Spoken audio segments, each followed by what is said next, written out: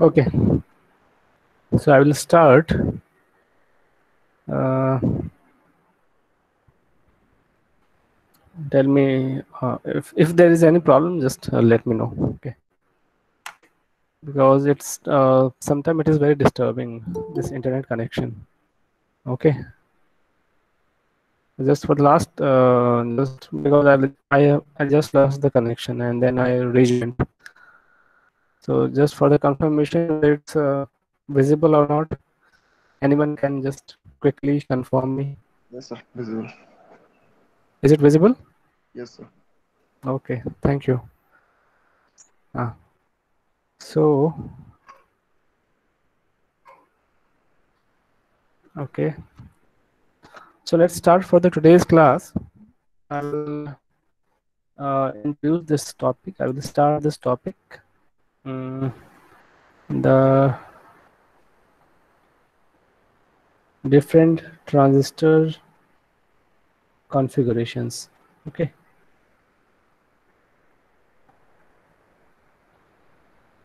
So because it has three terminals, base, emitter, and collector. So likewise, we have three different configurations. Okay.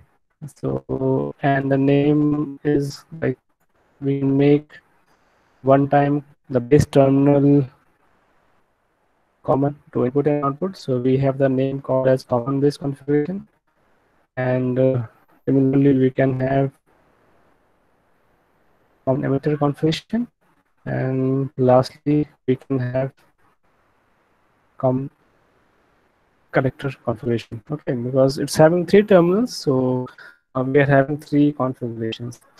So let's start with the first one, that is uh, common base configuration. Common base configuration. Okay, so remember one thing here. The base terminal is made common. Is made common means what? Where it is common between the input and output ports. Okay, it is common between the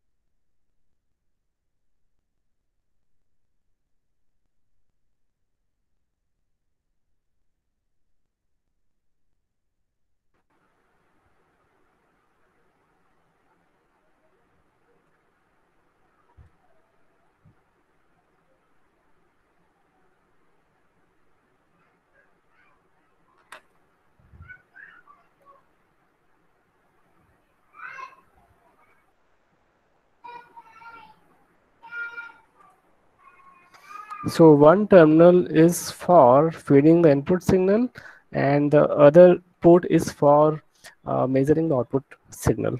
Okay, so for example, if I am having a NPN transistor, let's assume that I am having an NPN transistor. Okay, so let me draw uh, the symbol here. This is the base terminal, this is the base terminal, and this is emitter and this is collector. Okay, I can encircle this like this, encircle it like this. So this is the transistor symbol. Let's say this is NPN transistor because this arrow is pointing outwards. Okay, now this base terminal uh, is common, made common, is connected in such a way that it is common between the input side and the output side. Okay, so the input signal is fed through at this emitter terminal. Okay, this is the input signal. Okay, and we also need to provide the biasing so that it remains in the active region of operation. Okay, it remains in the uh, active mode of operation. Okay, and the output terminal is connected to output port is connected to the output terminal. Okay, and let's say this is the load transistor, output load transistor or output transistor, across which we are measuring the output signal. Okay, so this is the input signal. Let's say this is an AC input signal. Okay, and this is the battery that is provided, that is there for biasing purpose. Okay, the function of this battery is to forward bias the emitter base junction, and there should be one more battery here, that the function of which would be to reverse bias the collector base junction. Okay, so let's say that this is the load resistance RL. So this is a very simplistic picture. Okay, I have not shown many other things, but in other books you may find a more complex picture, more complex diagram. Don't worry about it. The basic thing remains. Okay, so you will have a transistor, and this is the input side, this is the input side, and this is the output side or output port. Okay, input side is used for feeding input signal. Okay, and output side is for collecting or measuring output signal. Okay, an output signal is measured across RL, the load resistance or the output resistance, and let's call this as the output voltage V naught. Okay, so the current direction for this transistor would be, this would be the emitter, because the arrow is pointing outwards, and since emitter is the summation of base and collector current, so the direction of collector and base current would be like this. Okay, and just for some extra information, this is an NPN transistor. So this is N side, this is P side, and this is again N side, NPN transistor. Okay, now look at here,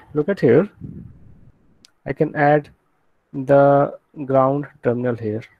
Okay, now this base terminal is appearing to be common between the input side and the output side both.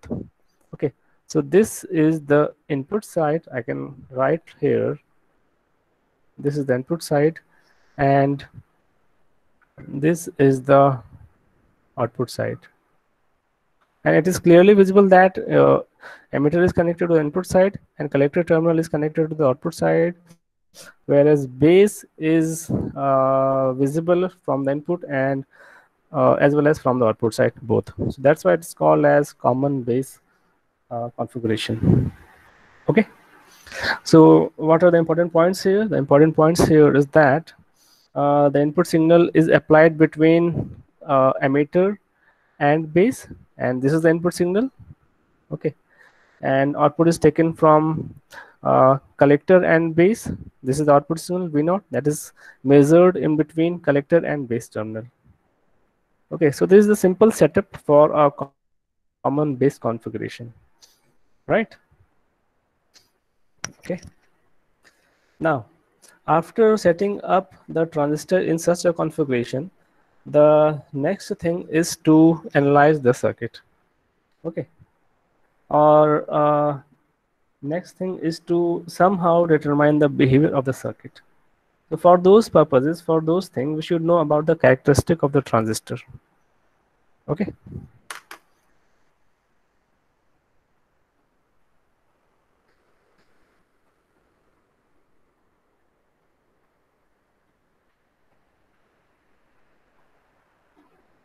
okay, I hope everything is going right.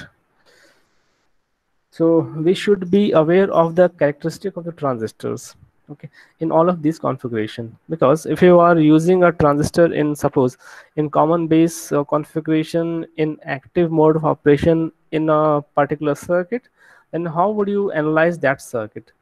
That depends on your understanding of the characteristic of the transistor as well. Okay, and for those things there are basically two major characteristics that are defined, and the first one out of these is called as the input characteristic. Okay, so let's see. You might have done a lab on this also in your BE lab. If that was conducted, I'm not sure whether it's conducted or not, but if the lab is conducted, then you will have to do this experiment. Okay, it will come in your lab also. Okay, now, as the name suggests, input characteristic. Okay, so it means that somehow it will try to relate the input parameters of this circuit. Okay, and since this is an electronic circuit, so we always talk about the signals in terms of voltage and current.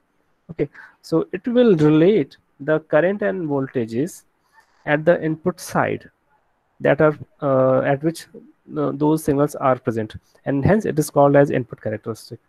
Okay, so it is drawn between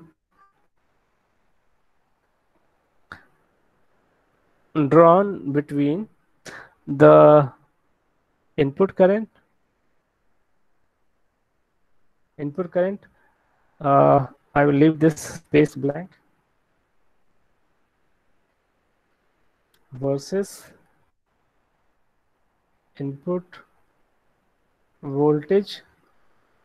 I will again leave this space blank. So think about it. What should be filled up here for input current and input voltage? For various levels of output voltage. Okay. So just tell me, what do you think about the input current for this circuit? Anyone? And do not Base hesitate. Sir, The current. answer is right or IB, wrong. Right or wrong. IB. The input current. Okay, look at the input side is this one. Okay, the input side is this one. So if you look from this side, suppose you are standing here, you are sitting here, okay, and you are looking into the circuit. So what do you see? You see this input terminal, that is the emitter terminal. Okay, so here in this case, the input current is nothing but this IE. Okay, and the input voltage that you see, input voltage is guess what is this? VBE. Input voltage is VBE. Why I'm saying that input voltage is VBE and not the voltage that appears across this or this? Because if we look just at the transistor, you look at the transistor. Okay, this is the uh, base terminal. This is the emitter terminal. Okay, and if you look from this side, you will see the voltage that appears across this junction, emitter base junction, to be appearing as the input voltage, and it is called as VBE, the voltage that appears across this base and emitter junction. Okay, and hence this is taken as the input signal in this case. Okay, similarly, if you observe from the output side, you will find that the output voltage is VCB, the output voltage that appears across this collector and base. Okay, this one, collector and base junction, VCB. I can write here VCB, VBE, like this. Okay, plus minus, plus minus, polarity for the sake of polarity of the voltage. Okay, so a plot between IE and VBE for various levels of VCB would be what is called as the input characteristic for this common base configuration. And you can just with a little bit thinking,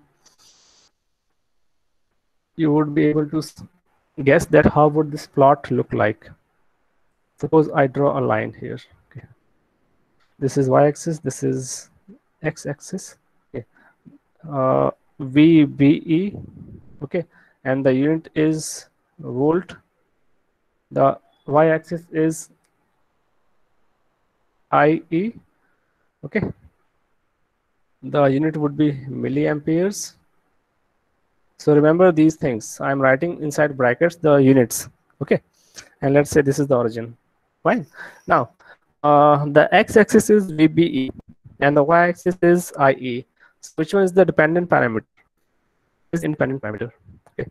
VBE is the independent parameter on which the value of IE depends. Okay. So as the value of VBE changes, the value of IE would change, and that plotting of the locus of those points would come as the curve for this particular case. Okay, and that those locus of points would be different for different values of VCB. Okay, so suppose you first choose the value of VCB. Let's say I am choosing for the first case the value of VCB as 1 voltage. Let's make this as 1 voltage. Okay, and for this particular case I would like to draw the graph between IE and VBE. Okay, now tell me, I have fixed output volt VCB. I have fixed. Okay, no issue. Now I want to plot a curve between IE and VBE. So can you guess how would this plot look like? Because if you look from the input side, this is nothing but a junction, PN junction. This is P side, this is N side. This is a simple PN junction. I'm only worried about the voltage and current that is appearing across this junction. So this PN junction is in forward bias mode. And if I draw a plot of voltage and current that appears at this forward bias diode, it should look like the characteristic of a forward bias diode. Okay, and you are very well aware about the characteristic of a forward bias diode, which looks like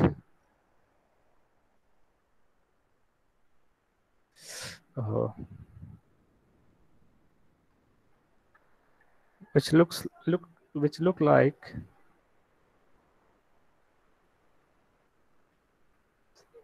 like this. Okay, is it fine? Do you remember this thing, this curve? Yes, sir. Yes. Yeah. Oh, Yes. yeah. So somewhere around 0.6 voltage, it will start to rise. Okay, and somewhere 0.7 voltage and like that. So 0.5, 0.4, 0.3, 0.2, 0.1 like this. Okay, so this is the case for VCB 1 voltage, right? Okay, now I change the VCB to, let's say, 10 volt. Now this value I have changed, fixed to 10 voltage. Okay, okay. Now for this case, when VCB is made to 10 voltage, I would again draw a plot between IE and VBE. That will again look similar to this curve, but will not be exact identical to this. That will be similar but not identical. Means the curve would look like similar, but it will not exactly resemble it. It will not exactly overlap on this curve. So it will, let me make this a bit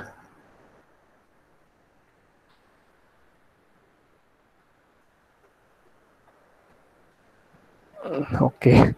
It's not coming perfectly, but you just, for the case of VCB 10 volts, it will look a bit straighter in slope. Okay, the slope would be more for this case. And when you again increase, let's say VCB 20 volt, it will become even more straight. Okay, I'm not able to draw it perfectly with this stylus pen, but let me show you in the book.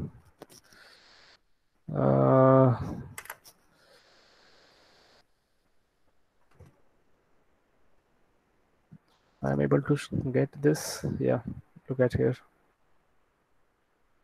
I hope this is visible. Yes, sir. Yeah. Yes, sir. Input or driving point characteristic for a common base silicon transistor amplifier. Okay. So this is the x-axis VBE in volts. This is y-axis IE in milliampere. Okay. And these are the different marking for these parameters 1, 2, 3, 4, 5, 6, 7, 8 milliampere up to, and 0 0.2, 0 0.4, 0 0.6, 0 0.8, 1, and these are different curves. Okay, this curve, the rightmost curve is for the case when VCB is 1 voltage. The middle one is for the case when VCB is 10 voltage, and similarly. So as you are increasing the output voltage, the curve is shifting, the curve is shifting in the left hand direction. Okay, this is important to observe. When you increase the value of output voltage, the curve transfers or shifts from right towards left. Okay, and why does this happen? You can think about it, and you will get the answer. It's not a very difficult task to uh, find an answer that why is this happening, why it's not going other way around, why it's going in this direction. Okay, so this would be the curve, and this curve is called as the input characteristic for a common base configuration. Okay, so the important point here is that uh, here this input characteristic for this common base resembles to that of a VI characteristic of a forward bias diode. Okay, so this resembles to that of a forward biased diode characteristic, and this is obviously very much visible that why does it resembles to a forward biased diode. Okay,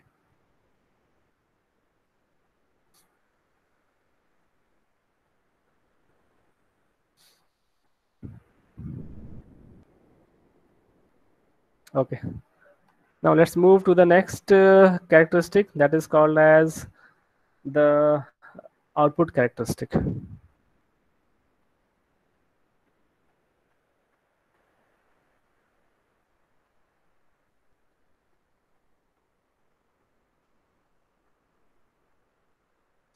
Okay, so similarly the output characteristic would be a graph between output parameters for various levels of input parameter. Okay, so just tell me quickly, it's a curve between output current. If you agree, the output current is IC, this one is the output terminal, and hence this is the output current. Okay, versus output voltage. What is output voltage here? VCB. Okay, and this is drawn for various levels of input current. Input current is IE. Okay, the input current is IE.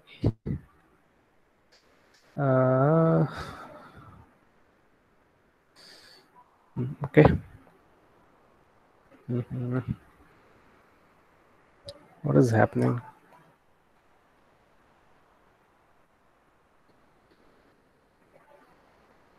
Okay, so let me draw a curve for this. This is the output voltage, that is VCB. Okay, VCB in units of volt. Okay, and this is the output current axis in again units of milliampere. Okay, and actually it's extending in these directions also, and why it is so, it will become clear. Okay, now it is drawn between input current, output voltage and output current for various levels of input current, that is IE. So here the, let's say I fix first say when IE, let's say IE is 1 milliampere, 1 milliampere. Okay, so if you first fix the value of IE, that is this parameter, to 1 milliampere, and then you measure different values of VCB and IC by changing the value of VCB, because this IC is actually depending on VCB. IC is the y-axis that is dependent on the x-axis parameter. So you change the values of VCB slightly, and then you plot the variations that come in the value of IC. And for this case, it will come like this. It will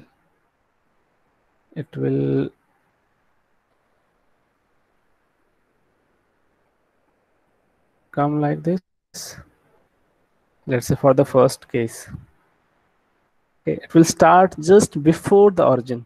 If this is the origin, this is the origin, let's say this is -1 and this is -2. Okay, and then I can write here 5, 10, 15 volts. Okay, so for IE 1 milliampere, the curve between IC and VCB would look like this. Okay, and if you remember, the values of IE and IC were uh, very high as compared to IB. So actually, IE is equal to IC plus IB. We had seen this equation. Okay, and the value of IB is actually very less. The base current is very less as compared to IC and IE. So in most of the cases, the value of IE is approximately equal to IE. Okay, the emitter current is approximately equal to collector current. Okay, right.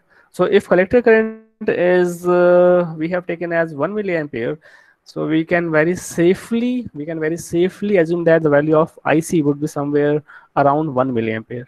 But since there is a very small parameter IB which is summed with IC and then it becomes IE, so the value of IC is a bit less than IE by a very small margin. Okay, so I can just point here. This is the 1 milliampere mark. Okay, let's say this is 2 milliampere mark. This is 3. This is 4. This is 5. Okay, so when I make IE 2 milliampere, okay, the curve would look like this. Okay, and when IE is made as 3 milliampere, the curve would, sorry, this will, oh, why it's gone. It is very hard to draw. Will look like this. Actually, this is not going down. This is going almost straight. Okay, okay, like this. Similarly, we can complete the other portion. Okay, now let me go to the book and show you the neat diagram.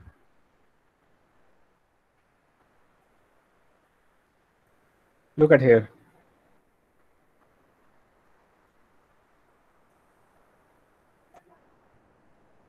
Look at here. So look at here. This is VCB. This is IE actually. Okay. And for various values of IE 1 milliampere, 2 milliampere, 3, 4, 5, 6, the curves are drawn. Okay, the curves are drawn, and they are starting just before this origin. They are starting just before this origin. Okay. The important point to note here is that there are different regions marked here.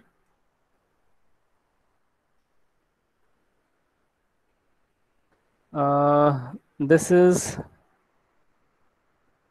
saturation region. If you can look here, this is the saturation region marked here, and there is one cutoff region marked here. Okay, and in between you have this active region, that is the unshaded area present between saturation and cutoff. So this whole is the actually active region. Okay, so this is how the curve between output voltage and output current would look like for a common base transistor. Okay, now the cutoff region is the region that is this light gray part, this light gray part below the origin.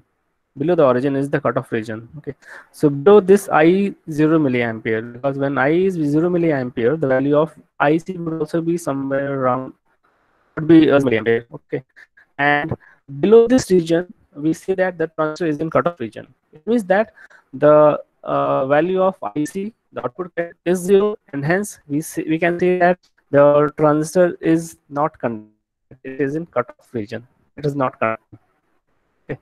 And when it reaches its maximum value of current here, calls as the saturation region. Okay, and in between saturation and cutoff is the active region.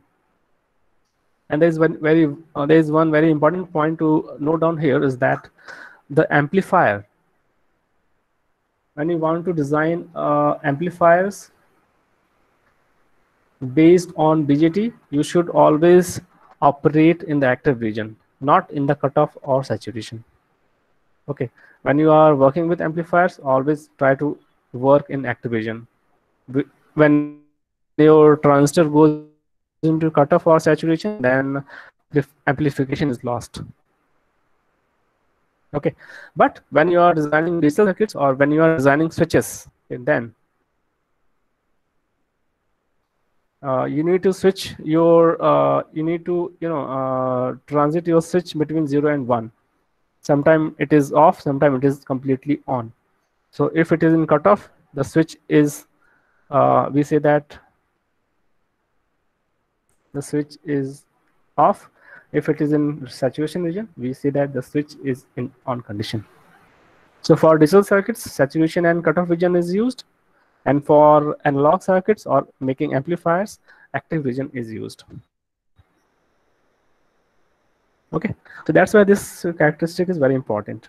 The output characteristic of common base configuration is very important. Okay, fine. Now, some points about this. Although in the cutoff region, we say that the value of IE and IC is 0. That is, the value of emitter and friends are 0. But still, there is a flow of current that's called as the leakage current, okay, that we had seen in the equation also. And this CO or ICBO, this is denoted by this, and the value of these currents are very, very small, so it can be neglected for all practical purposes. But for the sake of understanding, we should know that, okay, whenever it is in cutoff region, it means that the transistor is cut off, is not conducting, but still there is a very small current that's flowing through it, which is nothing but the leakage current or the reverse saturation. Okay, the reverse leakage current, and it is temperature dependent. This is the reverse leakage current, and it is temperature dependent. So it is very sensitive to temperature. When temperature rises, this current rises. Okay. At high temperatures, then you should be worrying about these leakage currents.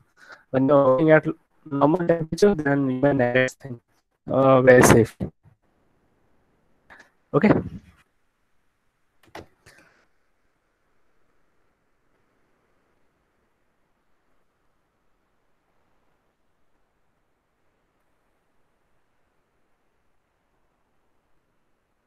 Okay, so for this common base configuration, common base configuration. Okay, we have parameter called as alpha, okay, which is the ratio between IC and IE. IC is the, we had seen that IC is the output current and IE is the input current. So it is nothing but the ratio of output parameter or output current by input current. Okay, and anything which is a ratio of output by input parameter is called as the gain, right? It may be a voltage gain, it may be a current gain, it may be a power gain, or some any other format of gain. But since this is the ratio of output current with input current, so it's called as current gain. Okay, actually it's called as large signal current gain factor, and this is DC. This is for DC signals, IC by IE. And since the value of IC and IE are very close to each other, so alpha range, the value of IC will be very close to 1, but not exactly equal to 1. So it is somewhere in the region between 0.9 and 0.998. Okay, so value of this current gain in the case of common base configuration is near to 0.9 or 0.99, but it is not exactly equal to 1. Okay, so the equation that we know about, we had seen the equation that IC was comprising of two components, one because of majority charge carriers and the one because of the leakage parameter, leakage current. Okay, and it is actually IC majority which is related to IE with the help of alpha DC.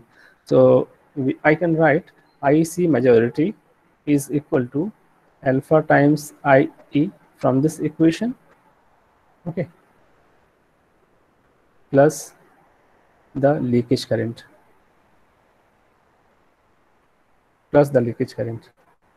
So this forms the important equation for the case of common base configuration. So just for taking a simple case, when IE becomes 0, then this term becomes 0 and IC becomes equal to ICBU. And this is clear from the graph also. When IE was 0, we entered into the cutoff region. Okay, and actually IC was actually shown as 0 in the graph, but it is actually equal to the reverse leakage current, which is very low in magnitude, Okay,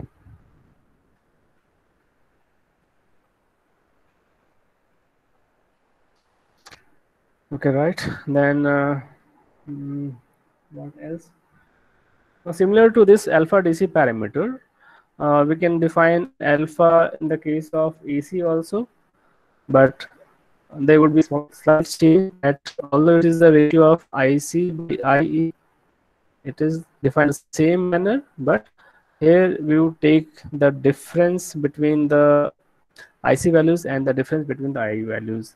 And the ratio of this difference is actually the alpha AC parameter, because this is how the AC signals are defined, because AC signals are dynamic in nature. They does not, whereas the DC signals are constant, they does not change. But AC signal changes with time, and that's why this delta IC and delta IE is taken here. Okay, for a constant value of VCB, that is output voltage. Although it looks different by this equation, but the values are very close to each other. The values of alpha DC is approximately equal to alpha AC. So we can very well interchange the values of alpha DC and alpha AC for all practical purposes. Okay. Okay, now the last point here, the value of output current. if you just recall, the output current was IC, okay, and the input current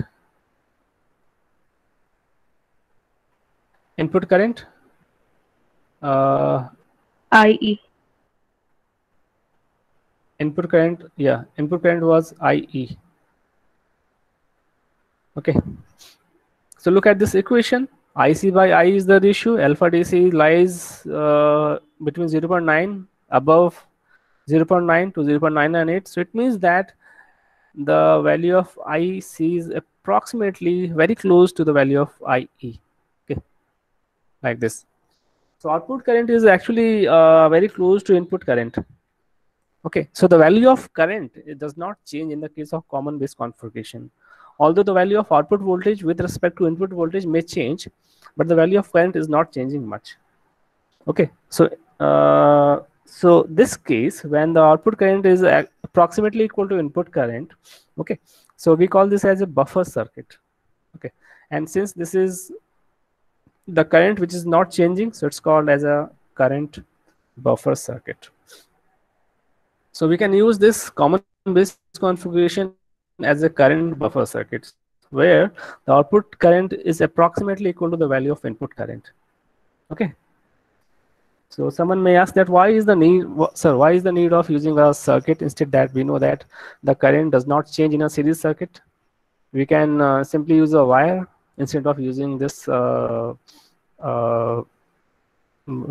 transistor. We can simply use a resistor. But there is a very good reason for this, that because the output current or the output terminal is very much isolated with respect to input terminal. So they are isolated from each other. Okay, so this isolation is very important in the case of electronic circuits, and this isolation is not there in the case of a resistor or a simple wire. So because of this thing, we can use this common base as a current buffer circuit. Okay, so this was about this common base configuration. The next thing is the next section is common emitter configuration. So I will go through the book common base configuration.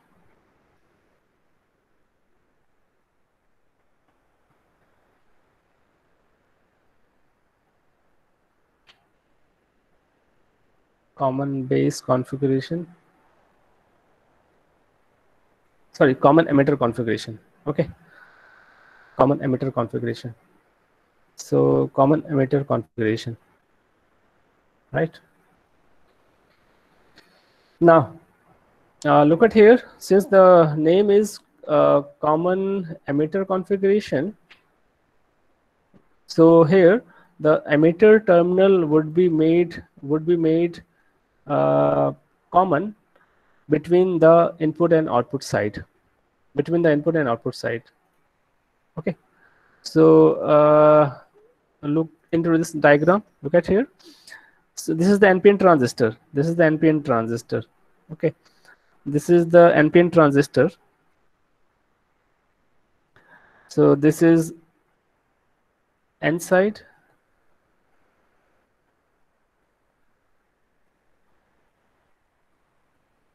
This is N side, this is P side, this is N side.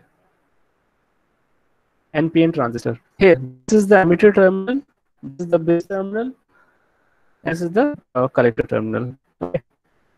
Now, when it is used in this fashion, this input side is used for feeding the input signal, and this output side is used measuring the output signal. And the emitter terminal is common between the input side and the output side. This type of configuration is called as common emitter configuration. Okay, so we will see the circuit. The circuit is like this. Okay, the circuit is like this. Okay, and look at here. This is in the symbol form, and this is in the structure form. This is the emitter terminal. This is base. This is collector. So we know that again.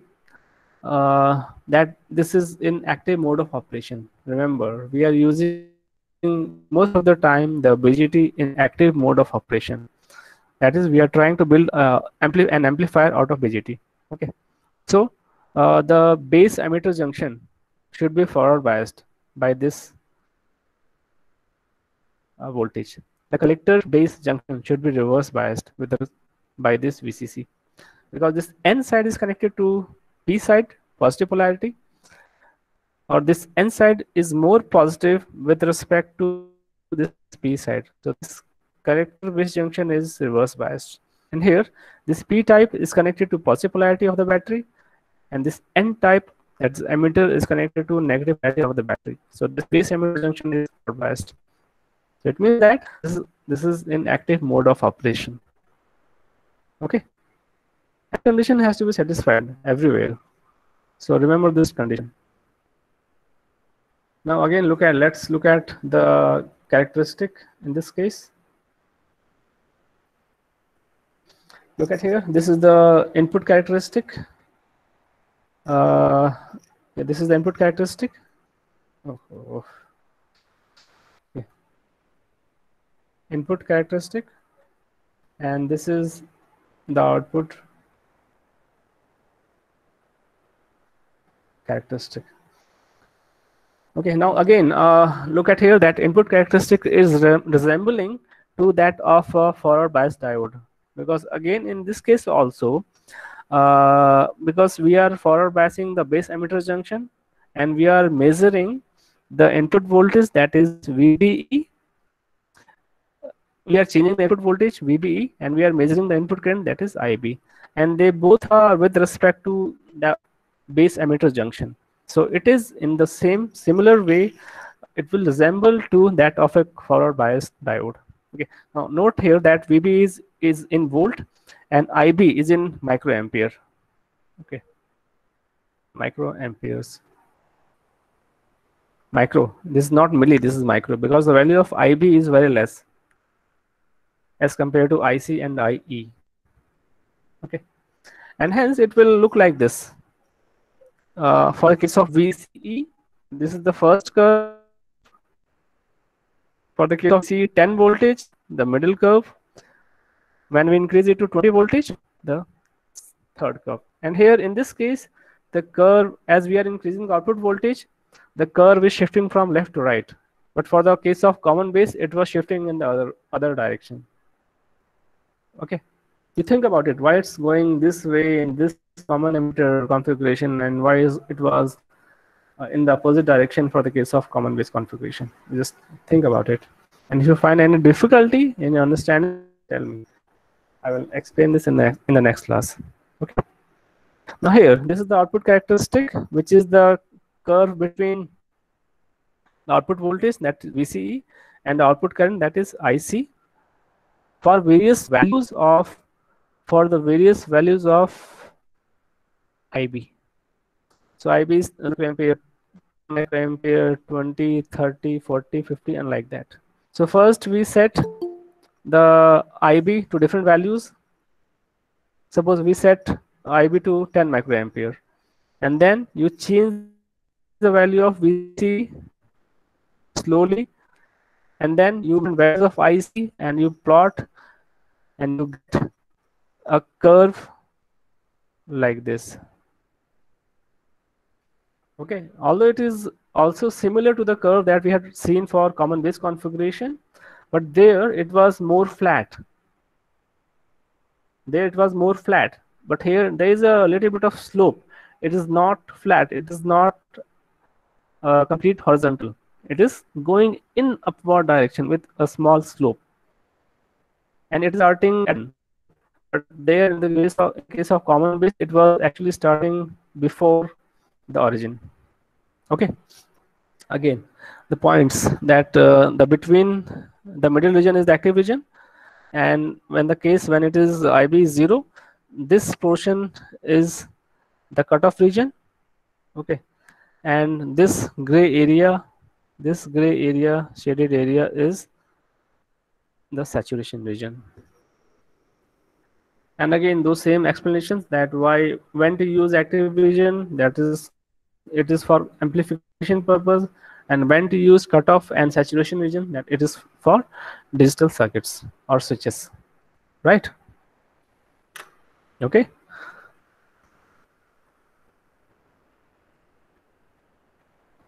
Yeah, students, do you have a class now? Yes, sir. At 4. Yes, sir. Okay, okay. So here, and you can ask anything, any doubts till now, and in the next class we will resume from here. And in the meanwhile, you can give your attendance. You can give your attendance in the chat box. Write your roll number and name in the chat box, and I will note it down for today's attendance. Okay.